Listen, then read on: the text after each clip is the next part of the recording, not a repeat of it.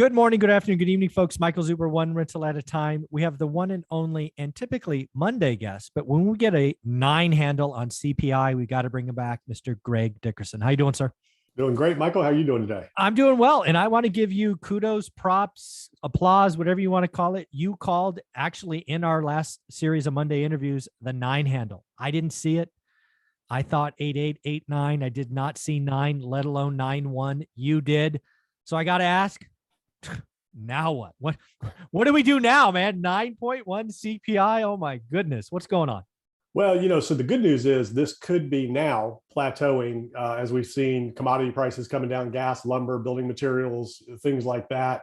We haven't seen it so much in food yet. And we're still going through the summer, price hike on food, meat, things like that. You still have pandemic concerns out there with China. As soon as they come out, they start going back. This country, we have things, ramping back up with COVID again. So as long as supply chain issues remain, under control, I think we can see now inflation start to plateau with those other things. But, if oil reverses and commodities reverse and those types of things, it's going to be the same old song and dance. But I think you'll see the 8s next time. If you look at, because what we saw was July, June, that was June's numbers that came out today. So we're going to report July numbers. And a lot of things are up right now just because of the summer, but fuel is a big one, but it's really the only thing that's down, and it's still twice as much as it was. So you might see 8.8 next time, 8.9, but it's not going to get in the 7s yet. No. So we got a lot of go. And again, it's what I really am following is again, as an economist and watching the Fed now for 30 years, the Fed really does focus on core. Right. So the headline, right, is headline and core. Headline's 9.1, core was 5.9, right? They were expecting 5.6. So that was even up. What I've never really thought about, or at least it's been decades since I've thought about it, is the gap between headline and core, right? We're talking, what is that? It's like 3.2%. That's the largest gap I remember. Because again, what is in headline that's not in core? It's really gas and food. And headline is screaming. And why is headlining important? That's what you and I care about. That's what's crushing the poor. This regressive tax is just sapping people's incomes, reserves. It's just not a good time, right? I think the consumers are already pulling back. Again, consumers are the heart of the economy. I think they are. I think a recession, official, like deep dark recession, starts Q3 2022 right now. Q1, Q2 won't be called a recession, technically speaking, because of jobs. But boy, Q3, Q4, not looking good. Yeah, it's tricky. And, that core number, that's silly too, because it's a lot higher than what they're reporting. I don't know how they're measuring it. And, Powell at the last conference that he was at in Switzerland, I can't remember what it was, but he was speaking and he said, look, our models are wrong. Yeah. He said, our models don't account for the things that we're dealing with these days, like a pandemic or, the other things. And you have to look at headline because it takes everything into account.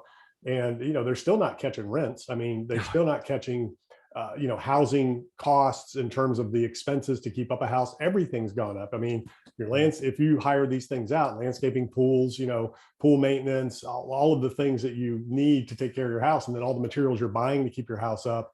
And then, the biggest issue, obviously, we're a consumer-driven economy. So gas and food are the 2 biggest items that are going to affect your spending. And that's why I knew it was way hotter than what they were saying. The economists have been wrong the entire time. The Fed's been wrong the entire time. The Treasury Secretary has been wrong the entire time. They're not paying attention to what really matters. And what really matters is, who do you know right now that has not changed their behavior because of what's going on? Yeah. People I know at the upper, extreme ends of wealth, 9, 10 figures, liquid, have changed their behavior. Exactly. All the way down to the person that's, making $500 a week or whatever it is. That's the most extreme behavior change. And that's a lot of times that's who, the biggest spenders are in terms of, consumer driven GDP numbers. So everybody recognizes what's going on, and everybody knows inflation is a lot higher than what they've been saying. And until you see people start to say, it feels like I have more money every week, you're not going to see inflation taper. But the good news is we could be peaking. And when inflation peaks, markets bottom. So we still have the Fed's response to this, and we can talk about that. That's the very next question. Yes. Yeah. So let's go there right now. So we have a Fed meeting next week. It's funny. I have a 10-year Wall Street veteran on every Monday. Actually, it's after your interview. And first off, he's been wildly wrong. Taylor, you've been wildly wrong on inflation, buddy. I'm gonna zing you next You week. say 10-year Wall Street veteran. How old is he? He's I think he's 41, 42. So he hasn't. So Taylor, experienced. you need to look at the past, because again, most of the people out there have never been through a global macroeconomic downturn. Totally agree. And they just don't know. So, I mean, I see all kinds of people saying, inflation peaked last month and or the it's week going to be 8.6 this time, and markets have already bottomed, and, no more downside. Look, these things take months and years to work out. It doesn't happen overnight. That's the biggest lesson learned. If you look at look at even the March 2020 bottom, we shot out of it quick, but that was still a 2-year process, 18 months to get down and get back up. So these things don't happen overnight. They take time, and these are big, butterfly effects around the world this time. Exactly. Yeah, the dollar, and so there's so much stuff to talk about. First, we got to get to the Fed's reaction. So where I was going with this is 2 weeks ago, there's the Wall Street was predicting a 50 basis point cut, and I laughed in Taylor's face. I said 75 all day long. Now it's very interesting. Now it's 75, and they actually, just as of this morning, latest and greatest bet, there's 30% bet they go to 100. So when you look at what's coming next week, Powell's penchant for telling the market so they're not surprised. Do you see? I got to assume you see at least 75, but do you see him surprising with 100 next week? Well, they won't surprise. So we have 2 weeks before they meet. So they will telegraph just like they did last time. So probably this week we will get an indication of what they're going to do. And if they're going to do 100 basis points, it will be they'll tell us. Yeah, leaked. Yeah, they'll just tell you. So 75, done deal. That's just done. Done deal. I think the chances of 100, based on earnings, we just see what earnings look like and those types of things. Big banks start tomorrow. Yeah. They've said we are going to fix inflation. What they did last time hasn't put a dent in it. It went up. I think 100 basis points. I think you'll see more than a 50% chance by the end of the week. Wow. So we'll know probably by the end of this week or next week. They will send the signals what they're going to do, so the markets can unwind in ahead of that. Mm-hmm. We're seeing a little bit of volatility today, but the whole caveat is, what's the Fed going to do? Exactly. And if we get 75 to 100, markets will drop a little bit. If they don't, if they didn't do that, the markets would tank. Oh, absolutely. Oh my goodness. Yeah. Well, then I think the really interesting thing for me is they actually don't meet in August. They have August off, if you will. The next meeting after that is September. What I'm calling right now is 75 in July, 75 in September. And again, that'll take us to 3%, right? We're at 1.5 today. So 275s get us to 3%. And we still have 2 meetings after September. So which is taking you to their benchmark. I mean, their benchmark's 3.5, right? The little dots. The dot plot. Yeah, it could be. Yeah, I mean, we could be at 4 by the end of the year. I mean, it's feasible to think about, right? 275s and 250s, you're at 4. Yeah, and I think so. The credibility is what's on the line here, because they've made huge policy error. They're behind the curve. The markets are leading the Fed. So if they go 100, they have to back off potentially, next time. So the question is, do they want to do that? And they could telegraph that. They could say, we need to get control of this. We're not meeting in August. We're going to go ahead and hit it with 100. Then we could possibly back off, after that. Maybe. We'll wait and see, because they'll actually have 2 months of data, because again, they don't meet in August. So maybe. And he never gives that kind of guidance in terms of what we're going to do in the future. He just says, this is what we're doing right now. We're monitoring the data. We're going to be nimble. We're going to data dependent. Yeah. Right. Yeah. So you could see 100 because they're not meeting in August. Yeah, maybe. I think that's a good call. Yeah. Let's be clear. I'm going to say it until it happens. They need to do 100. And frankly, I think they need to do 100 today. Just stop the madness. After the market closes, pull out the script saying we're doing 100 today. Let's surprise the market. But he wants orderly, to your point, right? He's very much the communicator.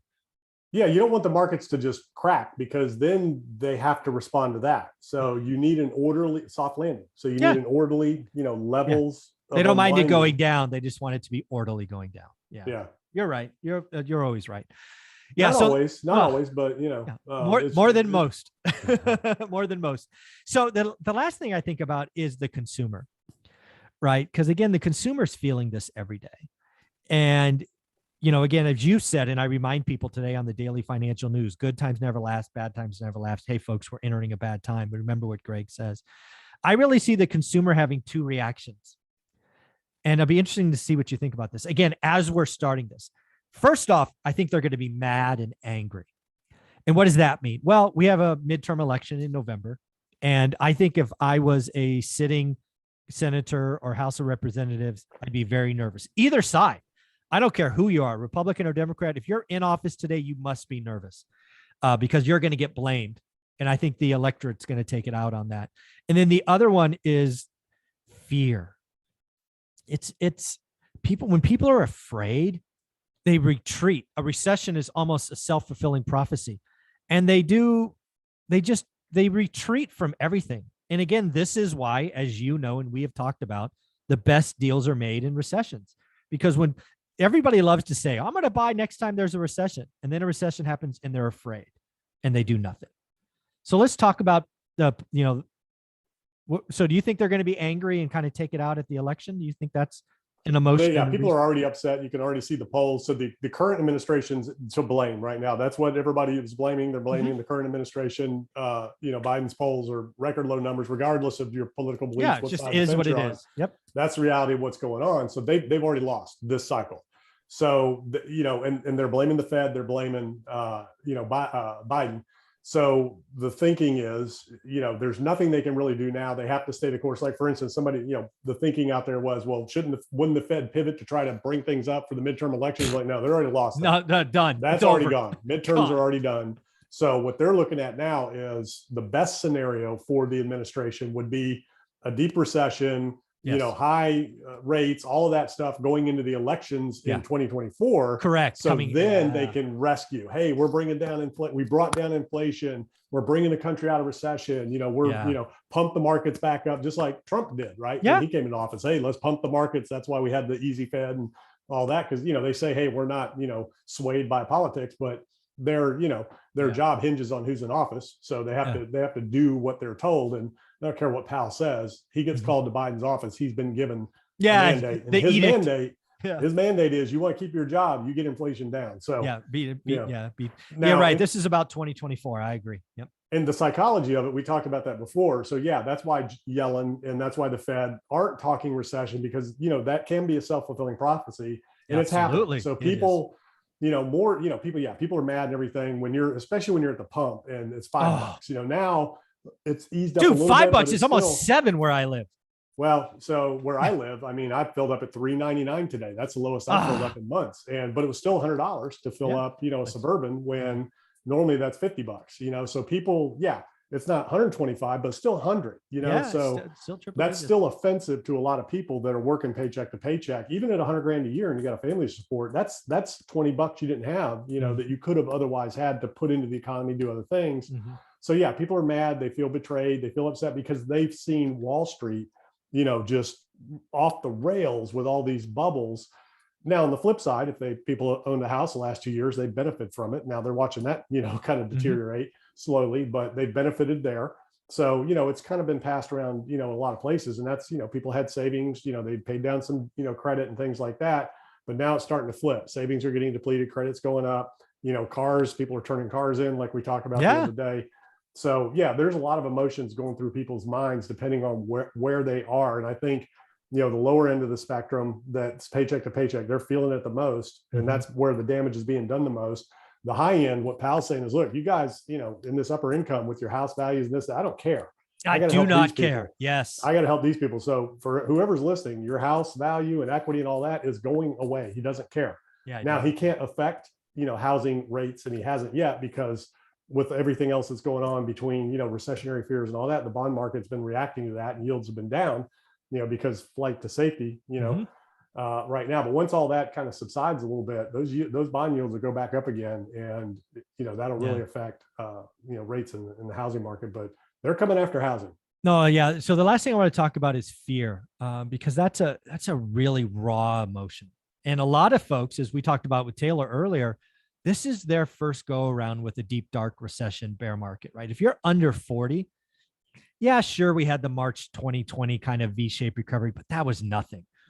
That was nothing. What we are going through is kind of a combination 08.com kind of combination. And this I'm willing to say right now that I think this might be the longest recession of my adult life. This might be certainly 18 months. This could be 24 months of just a slow slog, to your point, coming out middle of 24 for that cycle. Yeah, and actually that wasn't bad. I'm looking at it now. So it started February of 2020, and market came back out of the depths of the bottom Yeah. back to levels before the crash, August 2020. So Yeah. It was that like wasn't too 6 bad. months. It wasn't too Right, bad. but that was $2 trillion, and the Fed coming out saying we have an unlimited Yeah. budget. That We'll was the, buy whatever we. yeah, that was the Fed doing things they never done. They bought corporates. Yeah, and I'm looking They, at the charts while we're talking. So, the last time was 2018. So it started, the correction started January 2018, and we came out of it. That took a little longer, July of 2019 to, well, May of 2019. So that took, year and a half. But the big one is, 2009. That's what you really have to look at. And that whole debacle started. Really, it started, May of 07, bottomed March of 09, came back to May 07 levels in 2013. So, I mean, that's how bear markets, that's a real recession, real bear market, Agreed. And then the .com, same thing. I mean, you peaked in May of 2000. Bottom was September of 2002. Took 2 years to bottom. Yeah. And then, got back to those levels in 07. So that took, again, 5-7 years for that. That was the S&P. NASDAQ might have moved a little quicker. Let me look at that. NASDAQ was more, March 2000 bottomed, September 02. So that took 2 years, even with that big blow off bubble. And that's kind of where we're at right now with like crypto and a lot of the markets. We're in that 2000, event again. And that took 2 years to get to the bottom. And then it took, it was 2015 to get back, 15 years to get back. Yeah. This is what I want. This is, again, if you're under 40, you haven't experienced this. This feels weird. This feels different. You might be scared. Let's just remind people that, good times never last.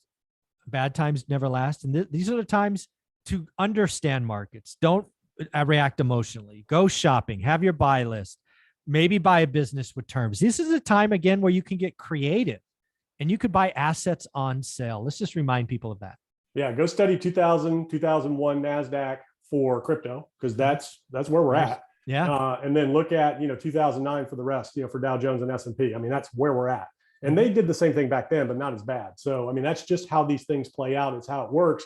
And, a lot of people are, a little skewed because of the whole 2020 thing. And we don't have that luxury this time. The Fed can't come back in with $2 trillion to rescue the markets. And they're not going to, because of where we're at. You just, until you get inflation back down to 2-3%, then maybe they can, switch it up. They can pull the foot off the gas a little bit as we kind of work our way down. But make no mistake, they are going to get inflation under control and destroy demand. They have to. I mean, the 9.1, yeah, just 9-10% inflation does more psychologically, like you said, to people, from anger and frustration and fear. And your question was about fear. Than anything that the markets, people that are making, or limited budgets and whatever, they could care less about the markets. They're trying to survive. Exactly. And, I mean, again, people, I mean, I don't have these numbers off, but they'll be close. If you look at the stock market, the 1% own, like, I don't know, over 80% of the stock market. Yeah. If you look at housing, the 1% own, like, I don't know, 40%. So a lot more wealth dispersed in housing. But a lot of folks don't have money in stocks or housing, right? They're renters, and it is tough. Yeah, they're just trying to feed the kids and, pay for school or whatever it is they're doing, and just survive, so and so here's the thing. So you talk about fear. Fear is often because, people are afraid of something they don't understand, right? They're afraid of what they don't understand. A lot of times people don't understand what's going on. Why are we in this position? How did we get in this position? How did our government let us down? They don't know what they're doing. They don't know how to get us out of this. Is this going to correct, or is it going to get worse? So that's where the fear is coming from. It's uncertainty. People don't know if what it's going to look like for the next 2, 3, 5 years. I'm sitting here telling you, look how long it took. That's just markets, but that was also a recessionary environment. But for everybody watching, I mean, inflation wasn't a problem back in 2000 or back in 2000. You have more tools when inflation's 2% than you do at 9%. Yeah, you didn't have those issues. Now we have inflation, so there's only so much they can do. So they're going to have to let the market suffer to get, the American people back, and to get credibility back to the government, because people don't trust the government. They don't believe in them. They don't think the Fed has a grip or a clue what's going on, or Janet Yellen. They need to be removed, period. They need to be removed because they just have no clue what's going on or how to fix it. Yeah. And, there's a lot of, economists out there and academics and theorists that are, trying to tell people what to do, or the Fed or whatever. And, you need some business people in there that know how to make a buck, and turn this thing around. Yeah. Well, do me a favor, Greg, where can people find you? GregDickerson.com. That's where all my info is. Thank you, buddy.